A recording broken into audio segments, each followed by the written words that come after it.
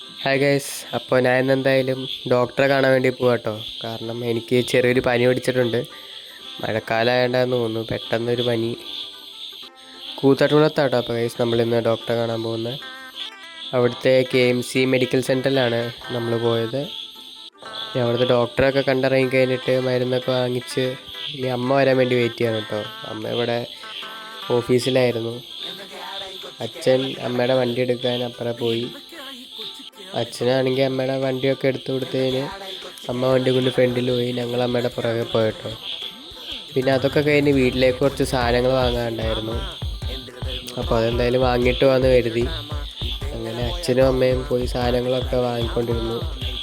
ഞാൻ ഇറങ്ങിയില്ല കേട്ടോ, ഞാൻ വണ്ടിയിൽ തന്നെ ഇരുന്നു. പനി പെട്ടെന്ന് മാറുമെന്ന് വിചാരിക്കാം.